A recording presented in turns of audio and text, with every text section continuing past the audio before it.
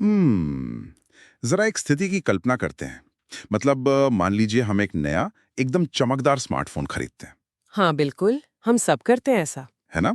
हम उसके स्लीक बाहरी डिजाइन को देखते हैं, नए ऐप स्वाइप करते हैं और उसकी वो 4K स्क्रीन देखकर सोचते हैं कि वाह, हम एकदम भविष्य में जी रहे हैं। एकदम साइंस फिक्शन वाली फीलिंग आती है। बिल्कुल, सब कुछ कितना एडवांस और मॉडर्न लगता है। लेकिन सोचिए, अगर हम उस फोन को खोलें और देखें कि उसके अंदर जो असली प्रोसेसर लगा है, जो उसका मेन इंजन है। हाँ, जो उसका कोर इंजन है, वो 1973 का है, तो क्या होगा? ये तो बड़ा अजीब लगेगा। मतलब, क्या हम सच में आगे बढ़े हैं या सिर्फ पुरानी चीजों पर नया पेंट कर रहे हैं? ये एक बहुत ही सटीक सवाल है।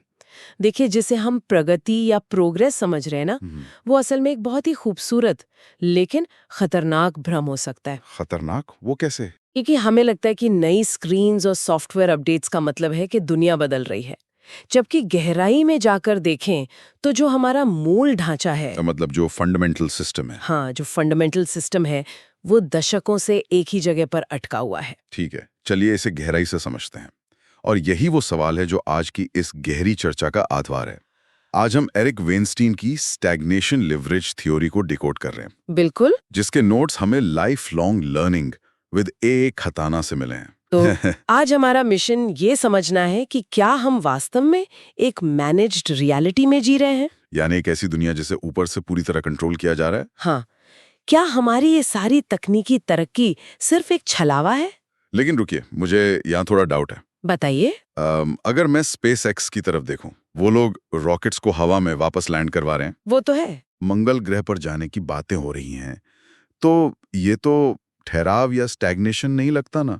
इसे हम कैसे झुठला सकते हैं? यहाँ जो बात सबसे आकर्षक है, वो ये है कि स्पेसएक्स जो कर रहा है, वो इंजीनियरिंग का कमाल है और वो सच में अद्भुत है। मतलब वो साइंस नहीं है?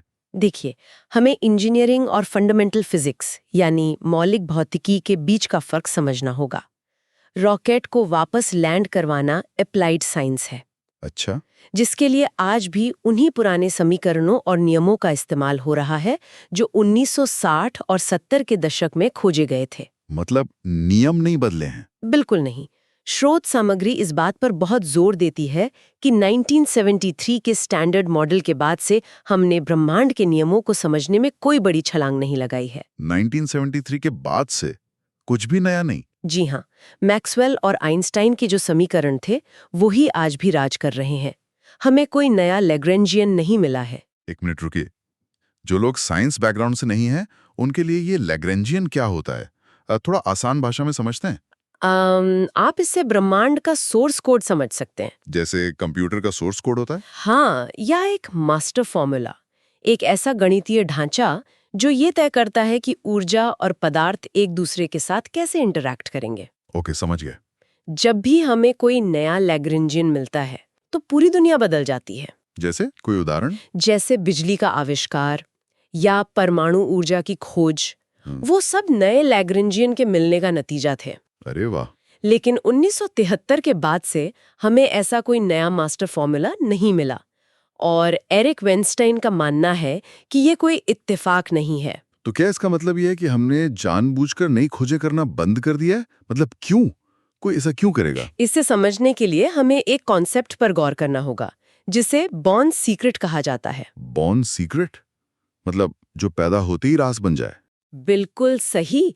इसका मतलब है कि कुछ वैज्ञानिक खोजें इतनी खतरनाक होती हैं कि वो किसी के दिमाग में आते ही या लैब में पैदा होते ही सरकार द्वारा गुप्त या क्लासिफाइड घोषित कर दी जाती हैं। रुकिए, क्या ये सच में होता है? जी हाँ, बिल्कुल होता है। मतलब अगर कल मैं अपने गराज में कोई नया एनर्जी सोर्स खोज लूं, तो सरकार उसे तुरंत दबा देगी? ये तो एकदम हॉलीवुड फिल्मों जैसा लग रहा है यार। सुनने में ये द ट्रूमन शो जैसी कोई साजिश लग सकती है, लेकिन ये सत्ता और शक्ति के संतुलन को बनाए रखने का एक बहुत ही व्यवहारिक, और शायद जरूरी तरीका भी है। हाँ, एक बहुत ही कोल्ड ब्लडेड तरीका है।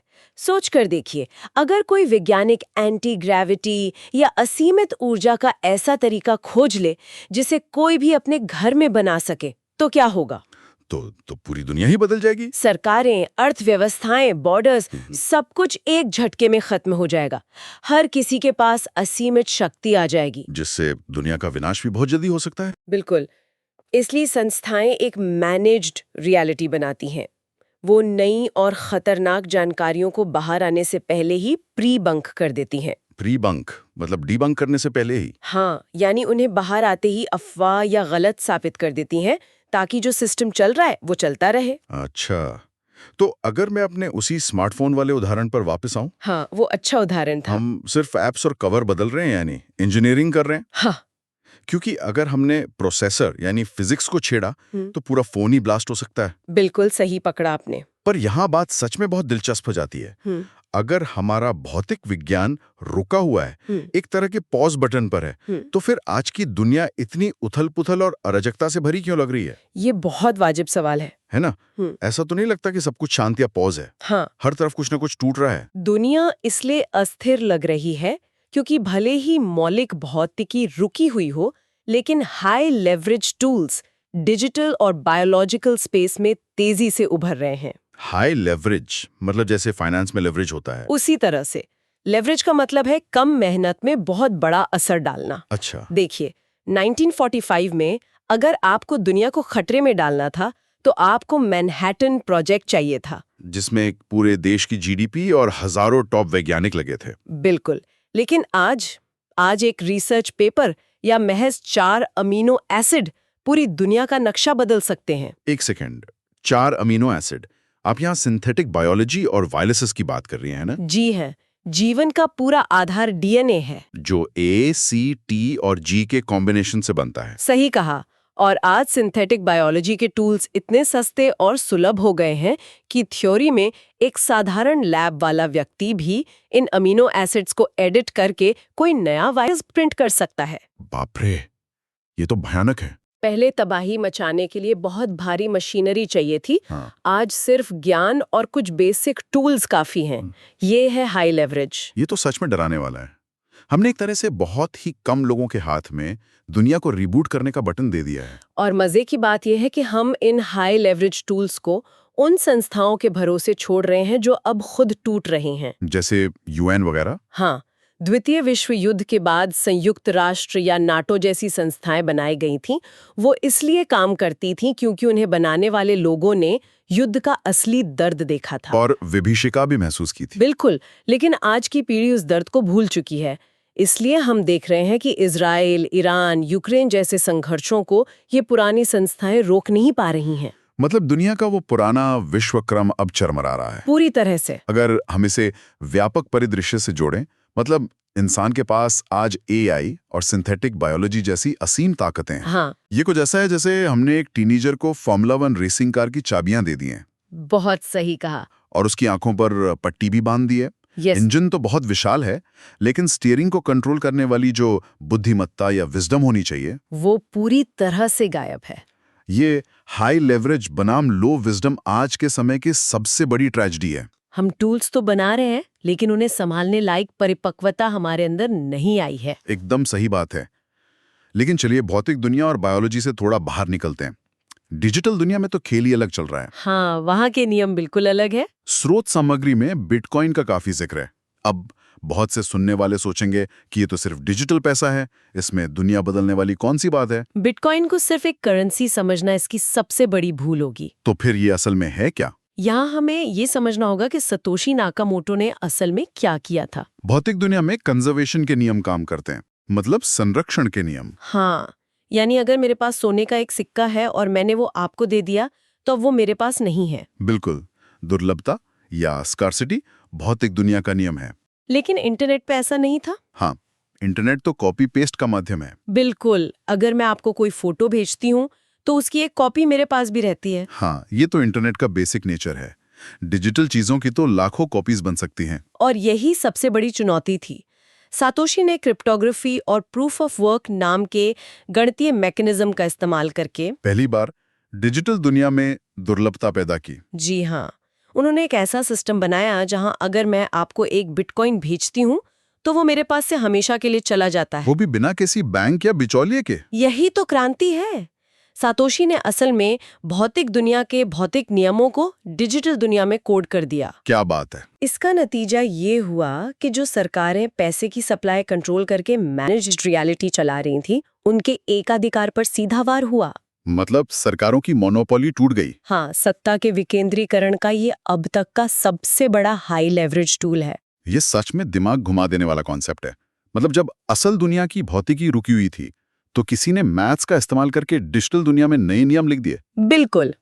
लेकिन अब थोड़ा जमीनी हकीकत पर आते हैं। भू राजनीति, बिटकॉइन, सिंथेटिक बायोलॉजी, ये सब मैक्रो लेवल की बातें हैं। जी। मैं ये सोचना चाहता हूँ कि इन सब का आम इंसान की रोजमर्रा की जिंदगी पर क्या असर पड़ रहा है। ये बहुत जरूरी पहलू है। जो व्यक्ति रोज सुबह उठकर स्कूल, कॉलेज या ऑफिस जा रहा है, उसकी दुनिया कैसे बदल रही है? इस सवाल का जवाब हमारी शिक्षा और कॉर्पोरेट सिस्टम में छुपा है, जो आज के समय में इंसानों को ह्यूमन एलएलएम में बदल रहा है। Human LLM?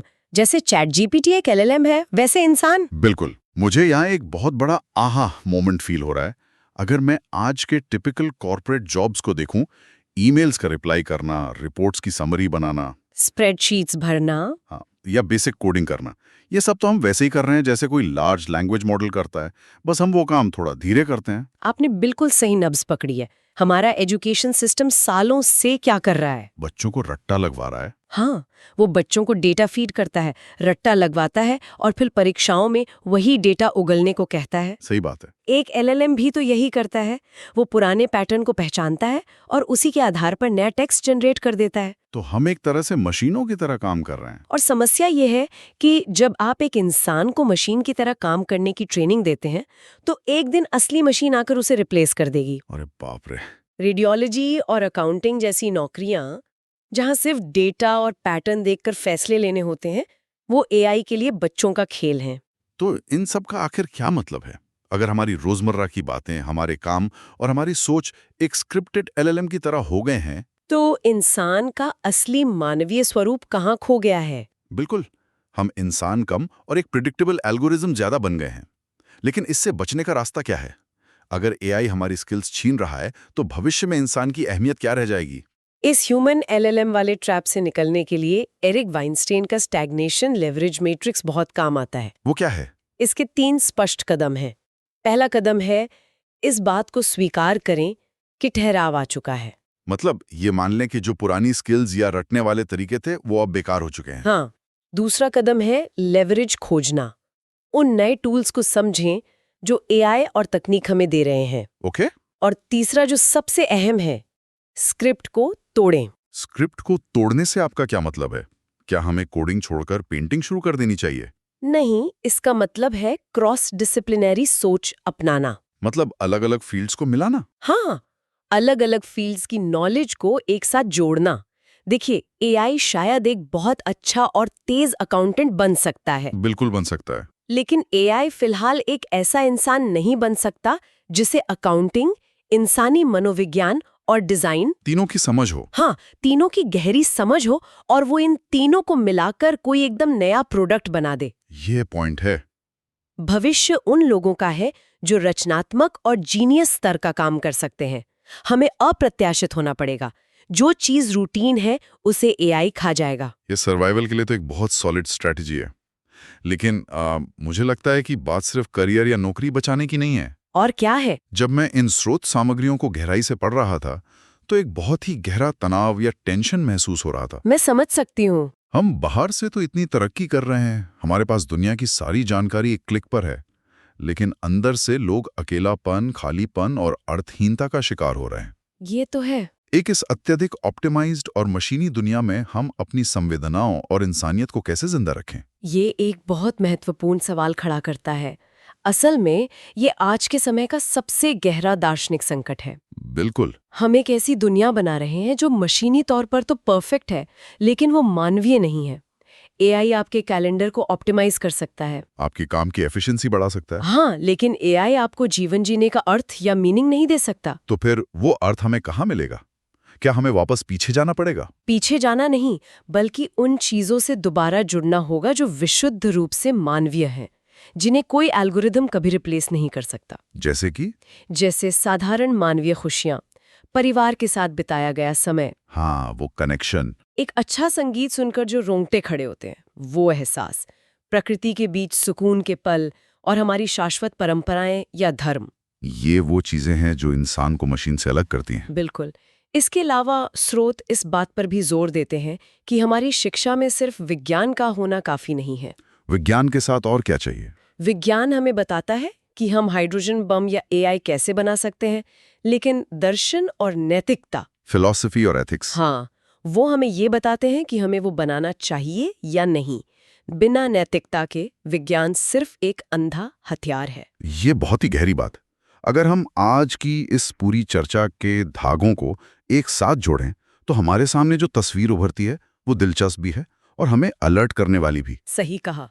हम एक ऐसी दुनिया में हैं जहां एक तरफ फंडामेंटल भौतिकी 1973 से रुकी हुई है और सत्ता में बैठे लोग जानबूझकर इस मैनेज रियलिटी को बनाए हुए हैं ताकि सिस्टम क्रैश ना हो। बिल्कुल। लेकिन दूसरी तरफ एआई, सिंथेटिक बायोलॉजी और बिटकॉइन जैसे हाई लीवरेज टूल्स इस बंद पिंजरे की सलाखों को तेजी से गला रहे हैं। और इस पूरी उथल-पुथल के बीच सुनने वालों के लिए सबसे बड़ा टेकअवे यही है कि जो कहानी या नैरेटिव उन्हें परोसा जा रहा है, उसे आंख बंद करके ना माने। क्रिटिकल थिंकिंग जरूरी है। हाँ, हर जानकारी का आलोचनात्मक विश्लेषण करना आज के समय की सबसे बड़ी जरूरत है। अगर आप ह्यूमन एलएलएम बनकर सिर्फ ऑर्डर्स फॉलो करते रहेंगे, तो आप भार हो जाएंगे। अपनी रचनात्मकता और अलग-अलग विषयों की समझ बढ़ानी होगी और अपनी गहरी मानवीय संवेदनाओं को ही अपना हथियार बनाना होगा। मैं इस बात से पूरी तरह सहमत हूँ।